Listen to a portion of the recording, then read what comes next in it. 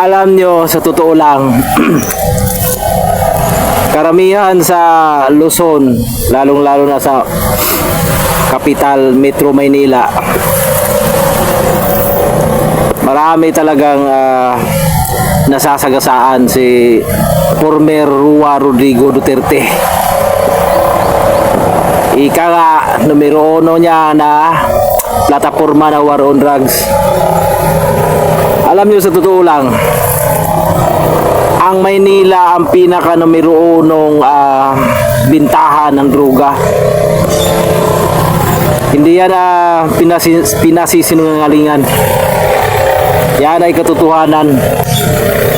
Bawat syudad, bawat kanto, bawat barangay, bawat lungsod, o kahit saang sulok sa buong Maynilaan, merong nagsisistema ng droga.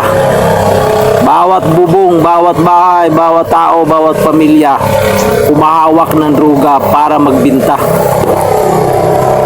Yan ang totoo at talamak sa panahon ng naging presidente pa si Noynoy Aquino.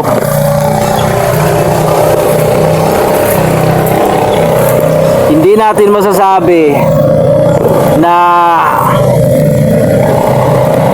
sasabihin nila na ang Davao maraming droga o saan-saan ngayon.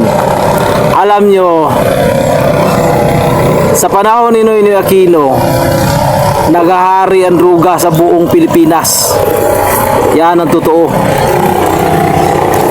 Mantakin ninyo, bawat lugar, bawat kahit saan saang sulok sa buong Pilipinas, meron at meron talagang nagsisistema para magbinta ng droga. Sa panahon ni Noynoy Aquino, yan. Kaya si Duterte naglibot sa buong Pilipinas. Una niyang pinuntahan ay ang Cebu. Dahil sa Cebu, bumabaha ang Cebu. Siguro hindi niyo alam na bawat pinupuntahan ni Duterte, hinahamon ng bawat mayor o sino mang namumuno sa lungsod o sa mga local government, ay hinahamon niya. Noong panahon nung nakasagsaga na nag-iikot siya sa buong Pilipinas, na mayor pa lang siya, inoobserbahan niya ang bawat lungsod, bayan, barangay, kung anong nangyayari. Yan ang totoo. Alam nyo, napakatapang niya ni Duterte. Merong hinahamon ng mayor doon sa Cebu, gobernador. Alam nyo kung anong sabi ni Duterte? Magpalit tayo ng baluarte. Kambyo ba, kambyo? Palitan. Magpalitan tayo ng baluarte. Itong baluarte mo, isang buwan lang. Kahit isang buwan lang o 2 buwan. O isang buwan lang. Lilinisin ko ito. Doon pa lang nanginig ang gobernador na si Garcia. Garcia yun eh. Hindi siya pumayag. Siyempre meron siyang pinaghuhugutan din, baluarte rin niya. Siyempre hindi siya papayag. Pero kayong Duterte, hamon lang yun. Hindi naman siya namimilit. Prangka na sinabi ni Duterte, yung baluarte mo mabaho pa sa bubulok na daga. Dahil siya po doon kung susumahin mo, grabe, talamak na talamak talaga, lalong-lalo na sa Maynila. Dahil sa Maynila, nandun ang pinakapuno at mga drug lord. Kaya nung nagiging presidente siya, alam na niya kung sino ang tatargetin niya agad. Mula sa pinakataas hanggang sa pinakababa, binabasag niya. ang isang organisasyon na puro mga illegalista at sindikato.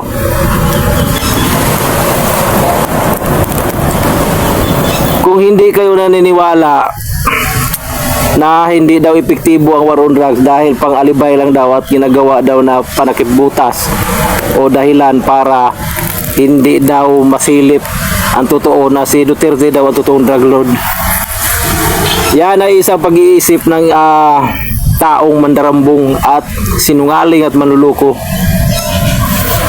Yan ay sarili nilang gawain na ngayon ay pinapahid nila sa Duterte. Yan ay mga totoong mga illegalista at nagbibinta ng droga. Ganyang mga rason, kung laliman mo pag-iisip, makukuha mo ang punto at siya mismo ang nagiging suspect sa sinasabi niya. Bintang na walang katotohanan at gawain nila yan dahil kabisado nila kung paano nila i-deliver pasikot-sikot na istorya. Ganyan ang mga taktika ng mga illegalista. Tuso sila dahil sanay silang magbinta ng mga illegal.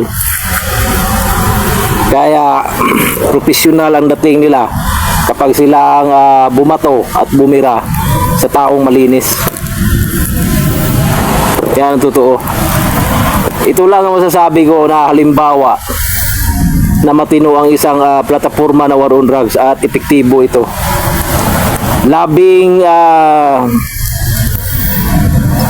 Mahigit 1 milyon ang sumuko sa buong Pilipinas. So paano mo masasabing hindi epektibo? At maraming mga individual na mga user, lahat ng gumagamit ng droga ay nakapagbagong buhay. Alam niyo kung may lalarawan ko lang, may lalarawan natin ang war on drugs. Para sa akin, ang paglalarawan ng isang war on drugs, 6 na taon na inirehab ang mga taong nalulung sa droga. 6 na taon. Sa 6 na taon, narirehab tayo. Narirehab yung mga gumagamit ng droga. Kasi noon, sa panahon niya, wala talagang maglakas loob na magbinta. Dahil kung magbibinta ka ng droga noon, meron at meron ka talagang kalalagyan. Pero, alam mo na kasi, dalawa lang ang option dyan, saywar. Pero kapag ayaw mong tumigil, ayaw mong makinig, meron at meron kang kalalagyan. Hindi naman sinasabi na si Duterte ay pumapatay agad na walang abiso. Nag-warning siya. 1 linggong paalala. 1 linggong babala. 1 linggong warning. Pero sa katigasan nga ng mga ulo, kasi dahil daw dayo lang, akala nila kung sino Bisaya naghahari-harian sa Maynila, sa Luzon, sa Nasyonal. Ayaw nilang tumigil.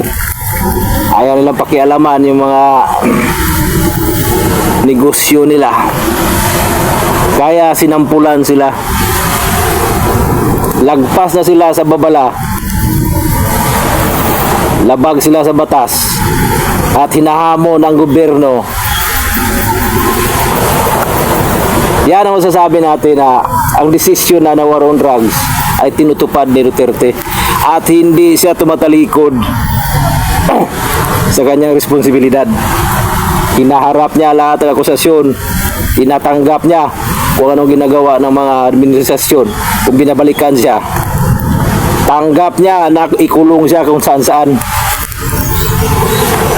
Yan ang presidente ko.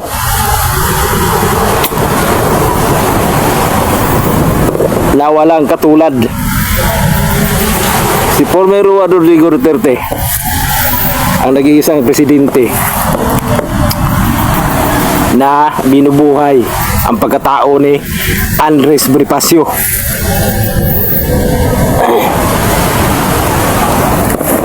Nagpakamatay siya, pinagpapatay siya ng sarili nating kadugo na si Emilio Aguinaldo.